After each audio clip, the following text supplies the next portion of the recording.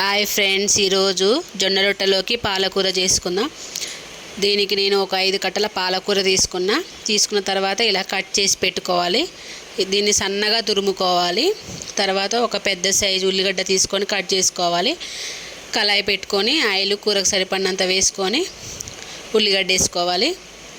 ఉల్లిగడ్డలోకి కొంచెం పసుపు వేసుకొని ఇలా మిక్స్ చేసుకోవాలి.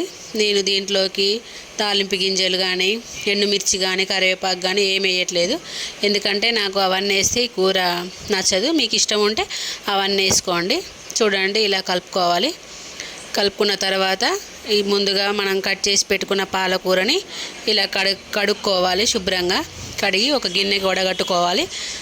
చూడండి, ఈ ఉల్లిగడ్డలు కూడా ఈలోపు మగ్గిపోయాయి. తర్వాత ఒక స్పూను అల్లం వెల్లిపాయ పేస్ట్ వేసుకొని మంచిగా మిక్స్ చేసుకోవాలి. అల్లం వెల్లిపాయ పేస్ట్ అనేది ఇప్పుడైనా వేసుకోవచ్చు, పాలకూర వేసుకున్న తర్వాత వేసుకోవచ్చు. నేనైతే ఇప్పుడు వేసుకున్నా. చూడండి, మంచిగా మిక్స్ చేసుకున్నా. ఈ అల్లం వెల్లిపాయ పేస్ట్ కూడా మంచిగా మగ్గాలి నూనెలో, అప్పుడే కూరకి మంచి టేస్ట్ వస్తుంది. చూడండి, మగ్గిపోయింది. తర్వాత ముందుగా కడిగి పెట్టుకున్న పాలకూర కూడా వేసాను. ఇలా వేసిన తర్వాత ఒక స్పూన్ ఉప్పు వేసుకోవాలి. కొంచెం జొన్న రొట్టెలోకి మనం ఉప్పు వేసుకుంటాం కాబట్టి చూసి వేసుకోండి. అందులోటి ఈ పాలకూరలో కూడా కొంచెం సాల్ట్ ఉంటుంది, చూసి వేసుకోండి. నేనైతే కొంచెం వేసుకున్న తర్వాత ఇలా మంచిగా మిక్స్ చేసుకోవాలి. మిక్స్ చేసుకొని మూత పెట్టుకొని మగ్గించుకోవాలి. మగ్గించుకున్న తర్వాత దాంట్లోకి వాటర్ వస్తాయి. చూడండి, ఇలా మూత తీసి చూస్తే వాటర్ వచ్చాయి. ముందు అల్లం వెల్లిపాయ పేస్ట్ వేయకపోతే వాటర్ ఎక్కువగా ఉంటుంది, కర్రీ అనేది వాటర్గా ఉంటుంది. అందుకే నేను ఆనియన్స్లోనే అల్లం వెల్లిపాయ పేస్ట్ వేసాను. చూడండి, మంచిగా గుజ్జుగా ఉంది. చెప్పడం మర్చిపోయా ఫ్రెండ్స్, నేను దీంట్లోకి ఒక కట్ట చుక్క కూర కూడా వేసాను.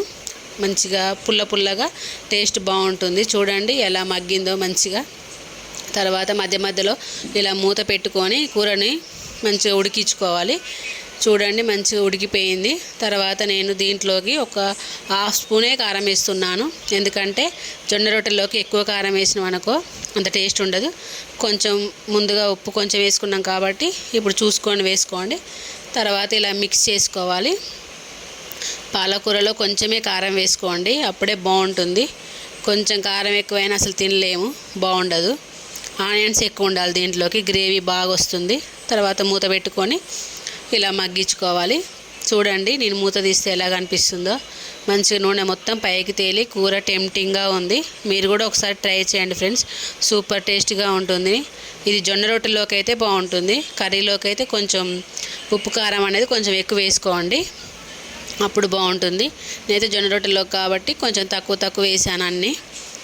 చూడండి ఫ్రెండ్స్, పాలకూర చుక్క కూర రెడీ. జొన్న రొట్టెలోకి సూపర్ టేస్టీగా ఉంది.